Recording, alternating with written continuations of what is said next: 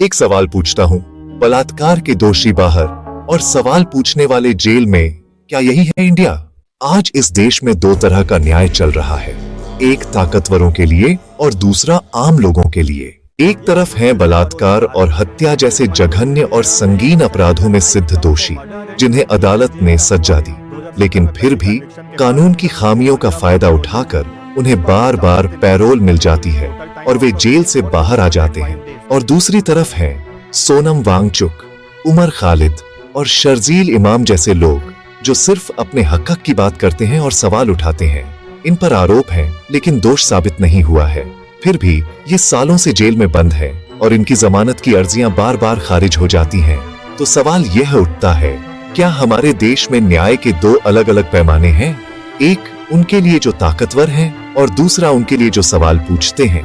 एक अपराध करता है, बाहर घूमता है, दूसरा सवाल करता है, जेल जाता है। आखिर ये कैसा न्याय है? आज हमारे सामने कुछ बेहद जरूरी और बुनियादी सवाल खड़ी दिए हैं। अगर आप सरकार के हर फैसले की तारीफ करें तो आपको एक अच्छा और जिम्मेदार नागरिक माना जाता है, लेकिन अगर आप उन्हीं फैसलों पर सवाल उठाएं तो क्या आपको तुरंत देशद्रोही करार दिया जाना सही है? क्या एक स्वस्थ लोकतंत्र का मतलब सिर्फ चुनाव में वोट देना और फिर चुपचाप बैठकर ताली बजाना रह गया है, या इसका असली मतलब है सत्ता से सवाल पूछने की हिम्मत रखना और जवाबदेही की मांग करना? और सबसे बड़ा सवाल, जब कोई ताकतवर व्यक्ति अपराध के घेरे में आता है तो क्या हमारा कानून उसके सामने बेबस होकर झुक जाता है? क्या न्याय की देवी दौलत और रसूख देखकर अपना तराजू झुका देती है? यह आवाज किसी बदले की आग में नहीं जल रही। हम बदला नहीं चाहते, हम बस अपने हक का, बराबरी का न्याय चाहते हैं।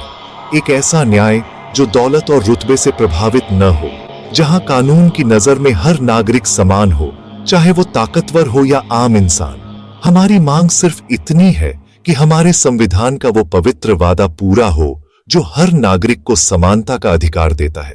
दोषियों के लिए कानून की पूरी सख्ती हो, उनके लिए कोई रहम नहीं, लेकिन जो व्यवस्था पर सवाल उठाते हैं, जो सच बोलने का साहस करते हैं, उनके लिए सजा नहीं बल्कि सुरक्षा होनी चाहिए। हमें चाहिए एक देश, एक कानून और एक न्याय। सवाल करना गुनाह नहीं है, चुप रहना गुनाह है।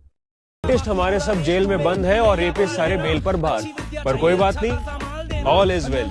खाना, हवा, पानी, सब में से, लेकिन फिर भी ऑल इज वेल नहीं मंत्री जी, ऑल इज नॉट वेल।